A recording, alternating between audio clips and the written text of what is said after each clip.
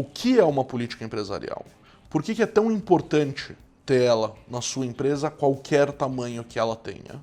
E por que se cria gargalos e empecilhos que impede a empresa de continuar crescendo quando não se tem uma? Eu sou Alex Bork, da B Consultoria, e hoje nós vamos falar de políticas empresariais.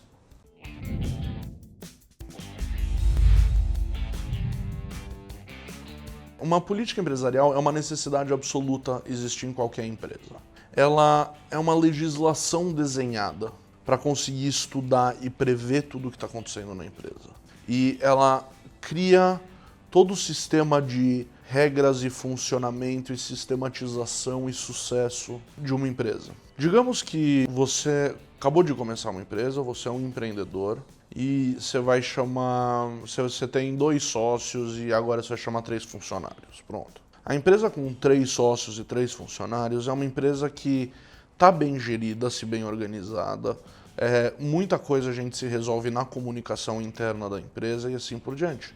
Mas todo tipo de cenário e dilema que puder acontecer, que não for previsto ou tiver um modus operandi para saber como tratar, vira um incêndio a ser apagado, uma potencial discussão entre os sócios. Usando um exemplo básico, tá? O Brasil ele tem uma constituição e ele tem uma legislação, assim como praticamente todos os outros países, e é o nosso sistema legal de existência. A gente sabe que não se pode matar ou roubar ou não pagar impostos ou coisa do gênero, porque é ilegal. Existe um sistema legal por trás definindo quais são as regras dessa sociedade, desse país, dessa organização.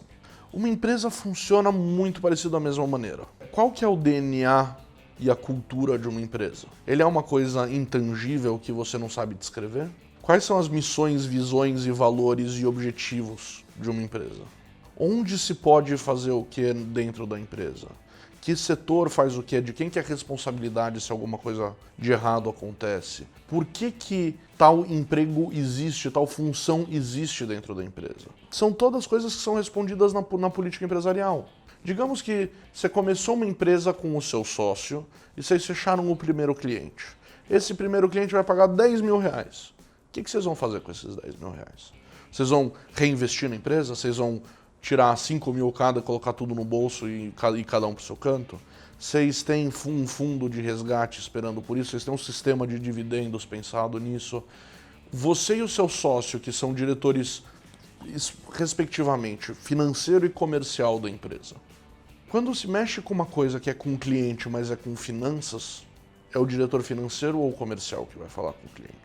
O comercial é a única pessoa que fala com o cliente, o pessoal do financeiro, do administrativo, do operacional, do back-office de uma empresa nunca tem contato. Quem que precisa resolver os problemas? Quem que faz as coisas técnicas? Por que não se pode colocar peixe no micro-ondas? É uma pergunta válida para uma empresa. E ao invés de ter que encontrar cada cenário que dê cada problema, que tem que juntar todos os sócios ou todos os diretores para conseguir resolver e chegar numa conclusão, ou um deles tomar uma conclusão que os outros podem discordar e acabou virando esse o sistema e daí tem mais problema dentro da empresa.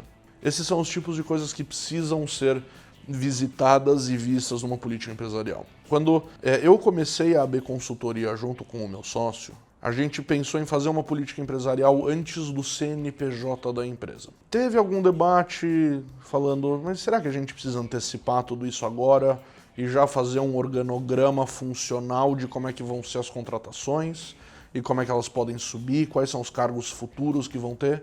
Sendo que no começo era só eu, meu sócio e uma assistente geral. Sim, a gente falou que sim, porque a gente falou quanto antes a gente prevê um problema, se a gente tem o tempo para tratar isso, nem que seja 1 segundo por dia, vamos gastar esse 1 segundo não criando um incêndio futuro inevitável. Foi uma tremenda de uma solução.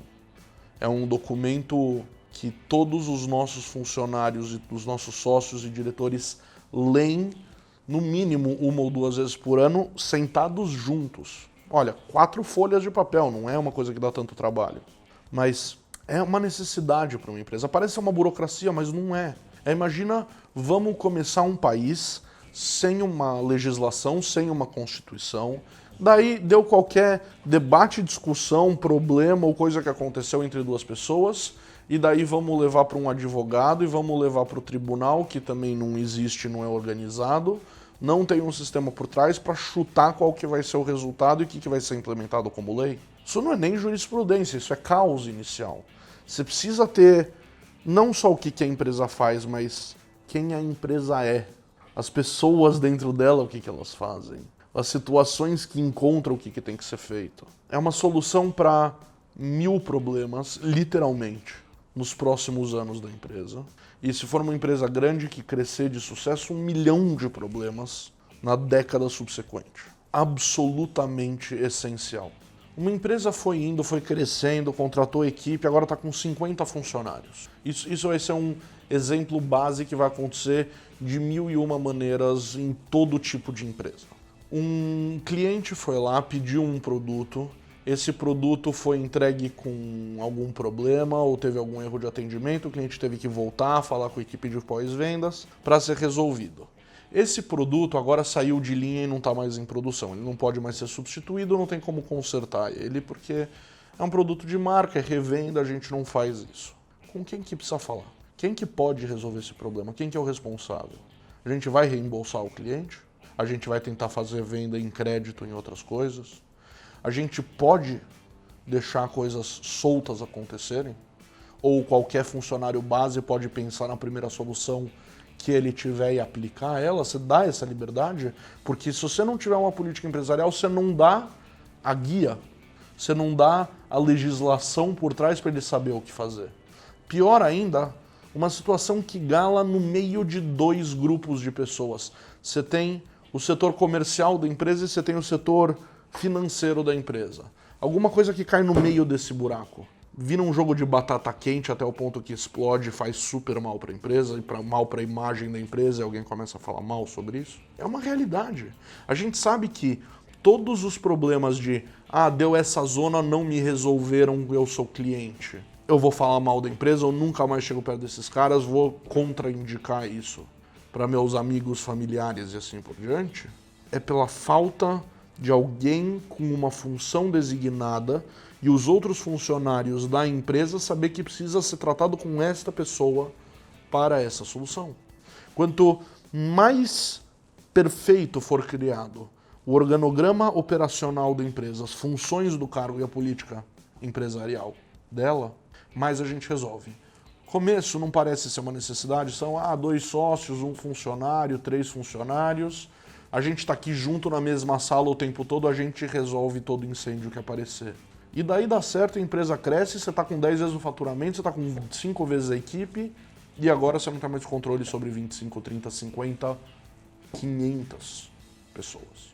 E não só isso, pior, esta falta de controle cria incêndios que os diretores e que os donos da empresa precisam passar o tempo todo deles apagando e tentando criar soluções individuais e não treinando uma equipe porque não tem um treinamento pré-estabelecido para isso, apagando incêndio ao invés de se preocupando como a empresa vai crescer, tendo uma visão para ela, pegando novos projetos, tratando com fornecedores, resolvendo coisas e assim por diante. Só que a grande verdade é, sem essas burocracias organizacionais, sem os treinamentos devidos, como que um CEO pode executar a função dele de CEO se a base dele não está bem coberta? Fundamento mal construído de qualquer coisa, desaba a casa que foi construída, o prédio que foi construído, ou a pirâmide que foi construída.